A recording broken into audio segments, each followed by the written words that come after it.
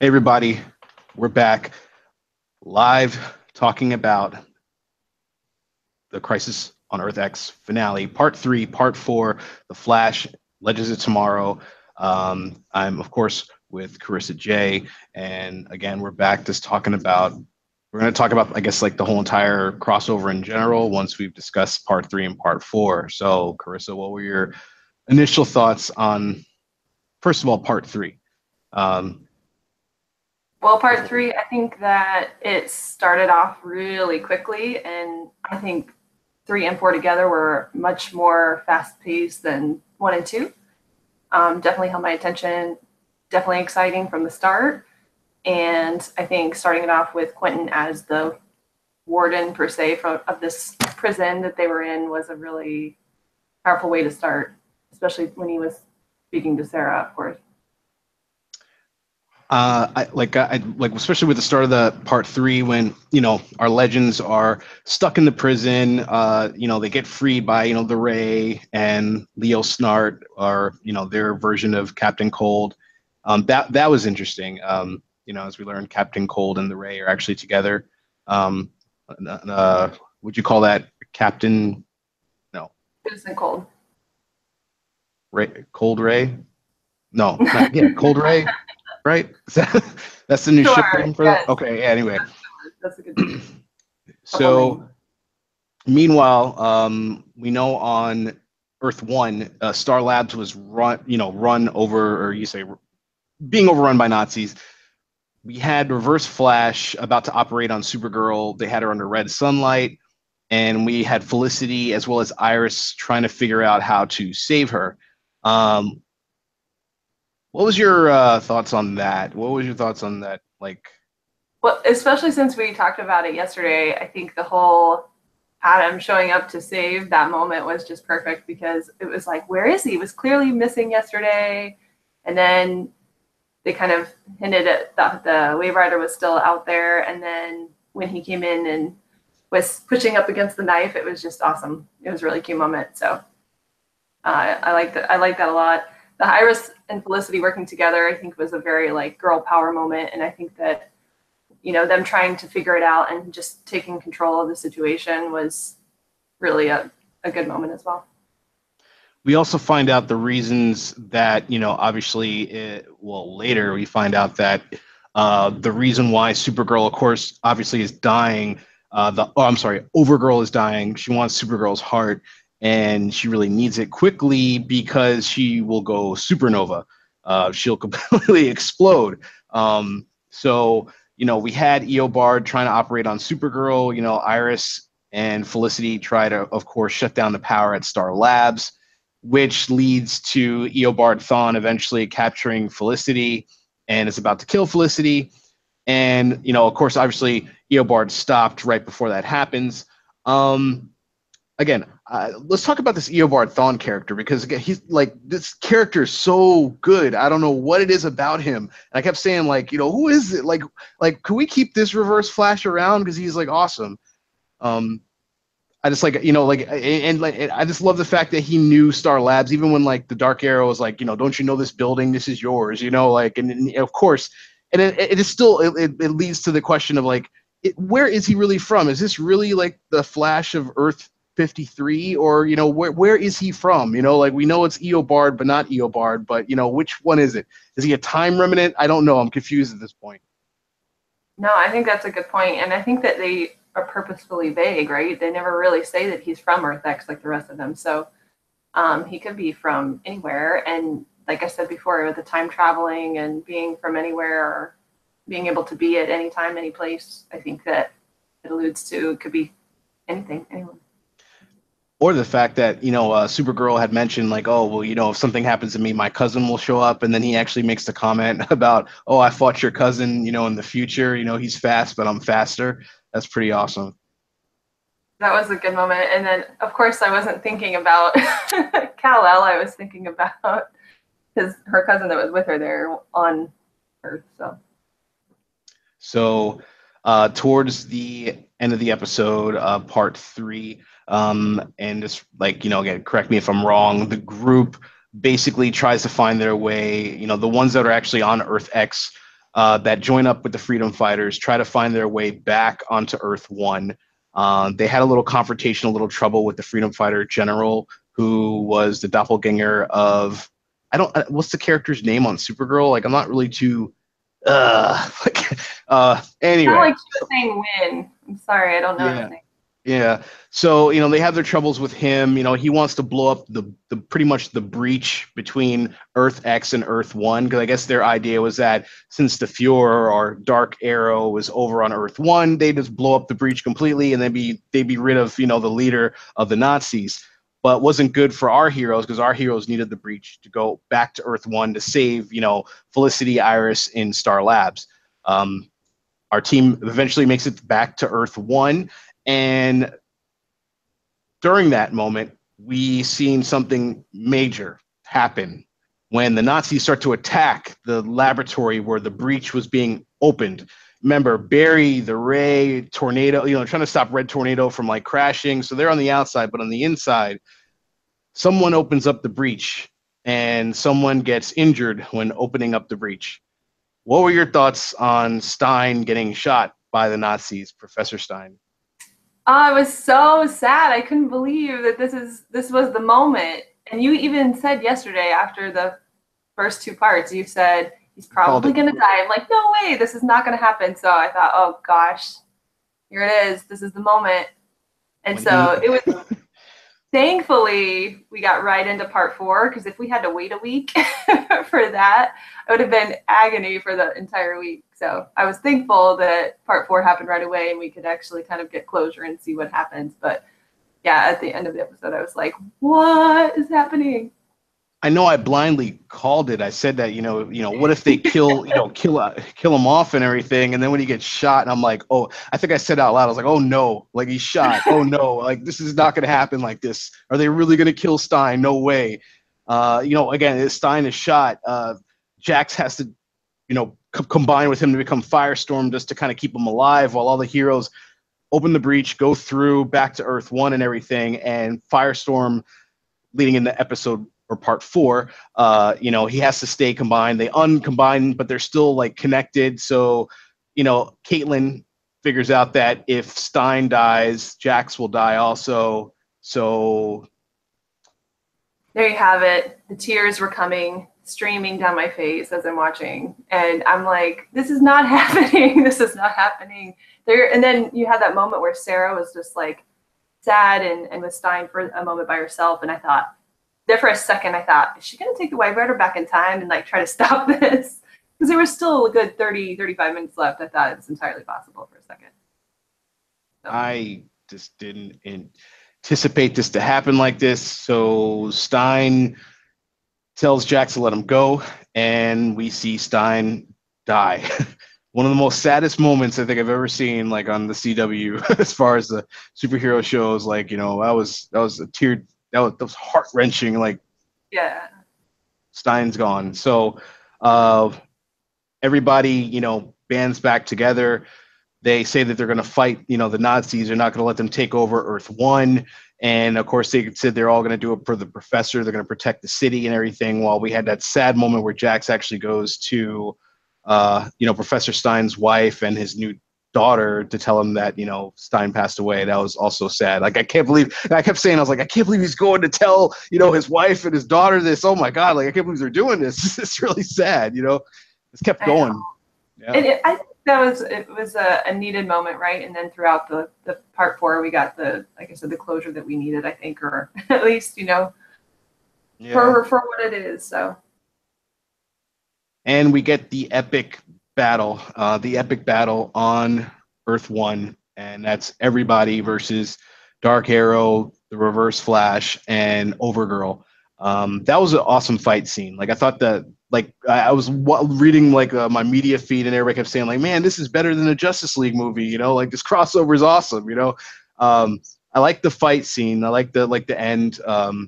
So overall, like part four, like, what were your thoughts on part four?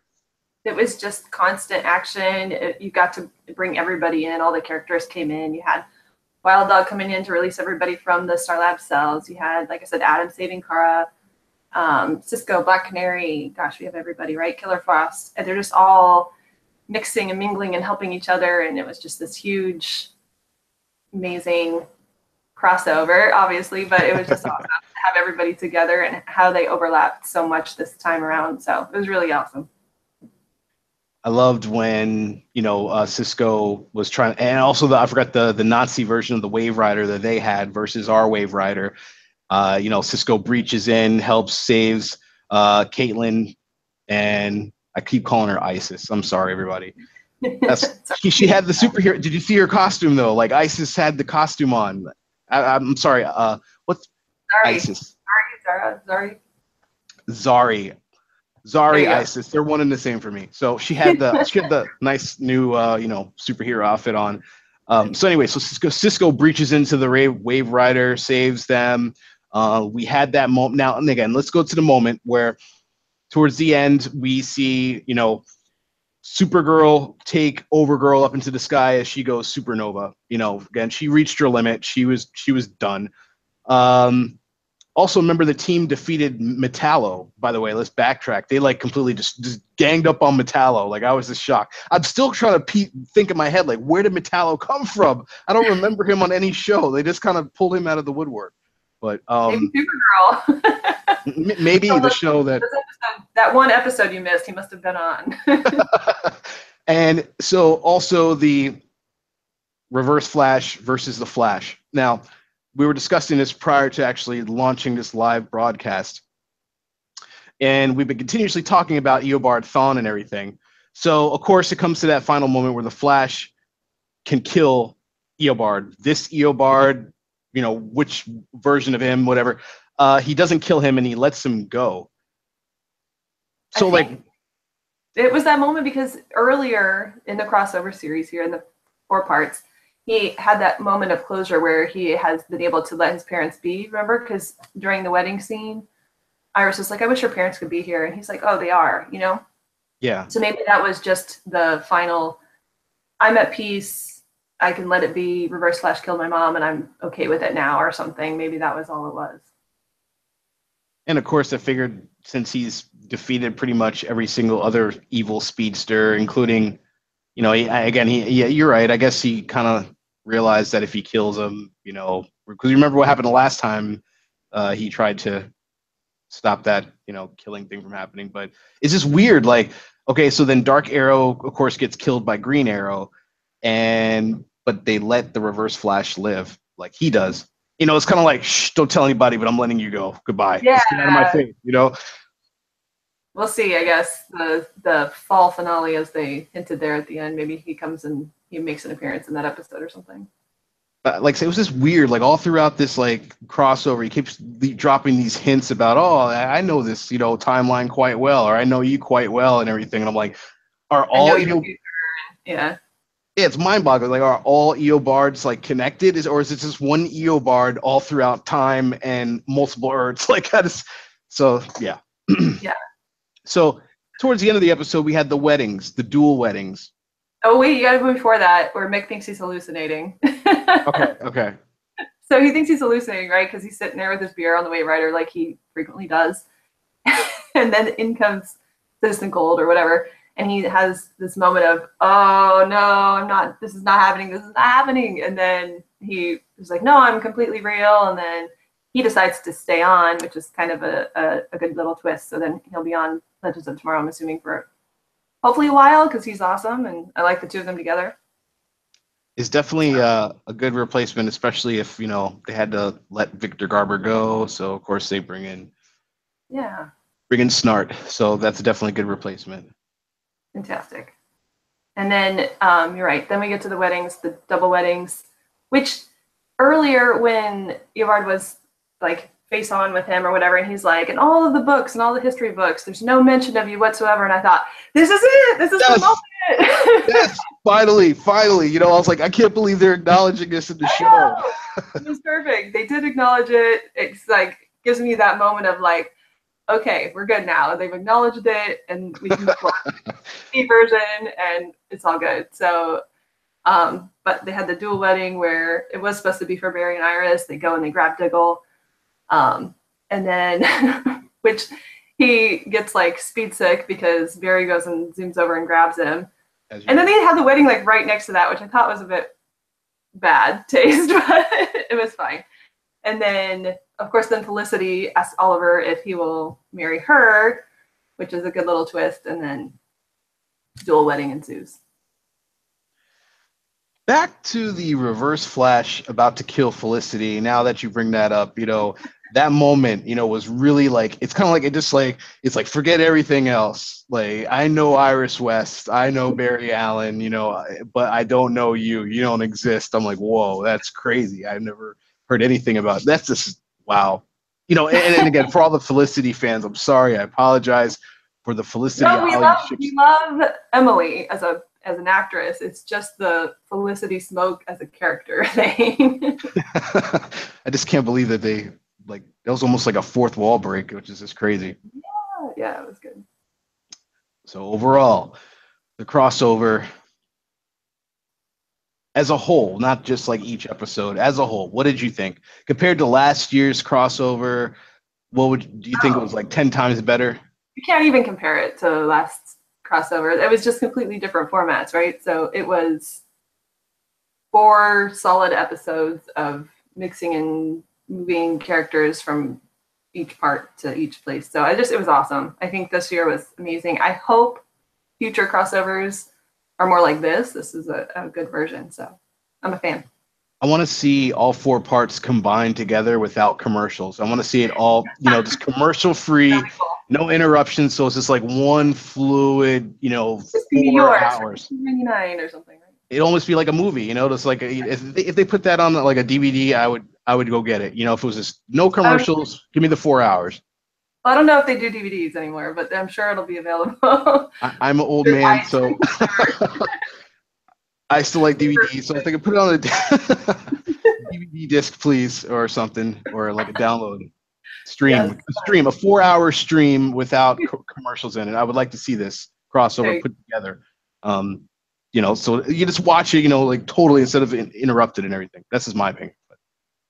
So Yes. overall, I will agree with you that the crossover was amazing. Like it was great. There wasn't a dull moment besides Supergirl singing, which I thought that was like a Glee moment, and No, it's a throwback to the crossover, well, I don't know, the fluff episode, if you will, of Flash last year. So yeah, and really, I mean, other than that, like there wasn't really a disappointing moment for the crossover for me. Like, so I really enjoyed it. I thought it was like one of the best.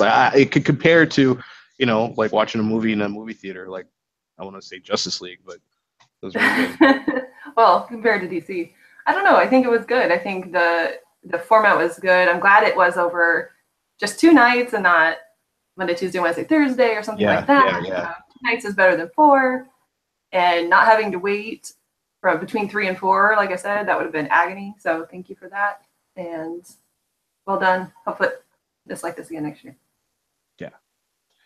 So, if that's like, would you give it like now watching the second half, with that a 7, 10, 8 out of 10, 9 out of 10, 10 perfect? Was it perfect?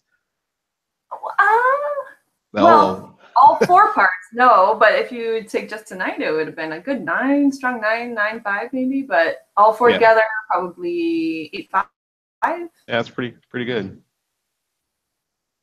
I'm still, I'm just gonna ask like our viewers out there, if you're watching, like, what are your theories on this Reverse Flash guy? Because I'm just really curious. Like, where did he go? Max insane.